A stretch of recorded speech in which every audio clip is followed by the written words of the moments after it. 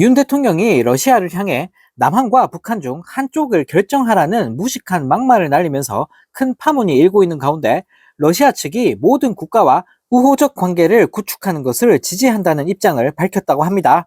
네, 윤 대통령의 몰상식한 협박성 발언에 대해 러시아 측이 원론적이고 외교적인 대응을 내놓으면서 윤 대통령만 바보가 되고 말았는데요. 네, 8일 한 러시아 매체는 페스코프 러시아 대변인이 러시아는 북한, 한국과 관계를 구축할 필요가 있다고 생각하지만 한국이 러시아에 적대적인 입장을 취했다고 말했다고 보도했습니다. 네, 매체에 따르면 페스코프 대변인은 남북 중 한 곳을 택하라는 윤 대통령의 망언에 대해 우리는 이 접근 방식에 반대하며 전적으로 동의하지 않는다. 우리는 북한과 한국을 포함한 이 지역의 모든 국가들과 좋은 관계를 맺는 것을 지지한다라며 현명한 대답을 내놨다고 하는데요. 네, 그러면서 윤 대통령의 발언에 대해 이해하기 어렵다. 우리에 대해 적대적 입장을 취하는 국가들과 어떻게 좋은 관계를 구축할 수 있겠냐라며 황당함을 감추지 못했다고 합니다. 네, 앞서 8일 보도된 로이터 통신과의 서면 인터뷰에서 윤 대통령은 한러 관계의 미래는 전적으로 러시아의 행동에 달려있다. 러시아는 남북한 중 어느 쪽이 자신에게 더 중요하고 필요한 존재인지 잘 판단하기 바란다라며 협박성 발언을 날렸는데요. 네, 윤 대통령의 이러한 이분법적이고 비외교적인 입장은 윤석열 정부 출범 이후 계속 이어지고 있는 상황입니다. 네, 지난해 1월 15일 윤 대통령은 UAE에 파병된 아크 부대를 방문해 UAE의 적은 가장 위협적인 국가는 이란이고 우리 적은 북한이라는 망언을 날리면서 이란을 적대국으로 만들어버린 전적이 있는데요. 네, 이 때문에 한 국가의 정부 수장이 다른 국가의 관계에 대해 그것도 국가 간 관계에 대해 적과 악운으로 편을 나누는 전례를 찾기 어려운 비외교적인 언사라는 지적이 쏟아져 나오고 있다고 합니다.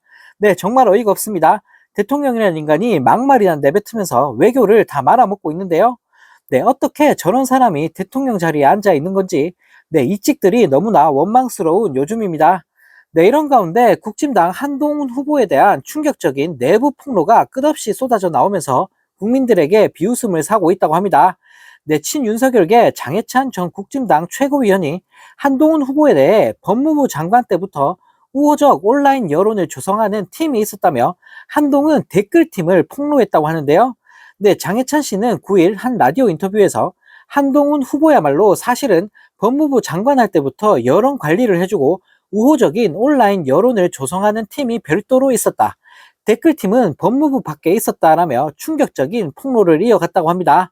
네, 그러면서 제가 직접 보고 듣고 경험한 것만 말씀드리는 것이라며 한 후보가 얼마나 직접적으로 인지하고 있었는지 모르겠지만 적어도 분명한 팀이 있었다고 주장했다고 하는데요.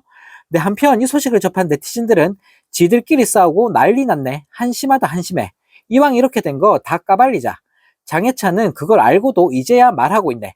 한 뚜껑이나 장해찬이나 그나물에 그 밥이다 라는 댓글을 달며 조롱했다고 합니다. 네, 정말 코미디도 이런 코미디가 없습니다.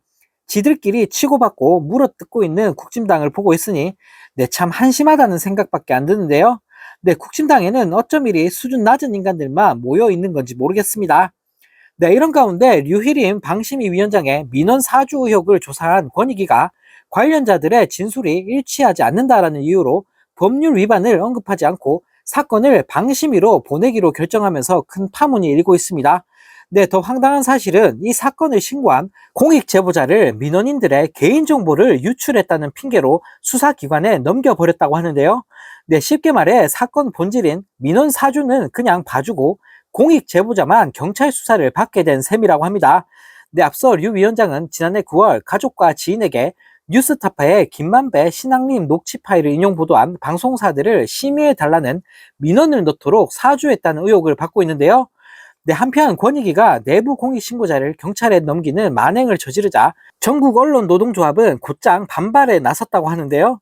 네, 김준희 언론노조 방심위 지부장은 시간을 끌 때부터 수상하더니 이해충돌 방지법 위반에 대해서는 아예 판단을 하지 않고 개인정보보호법 위반으로 공익제보자를 경찰에 이첩했다라며 신고자 보호는 내팽개치고 판단해야 할 사안은 판단하지 않는 권익위는 간판을 떼야 한다라고 강하게 비판했다고 합니다. 네, 정말 어이가 없습니다. 하루가 멀다 하고 비상식적인 일들이 쏟아져 나오고 있는 윤석열 정부인데요. 네, 이런 게 윤석열 정부가 말하는 공정과 상식인가 봅니다.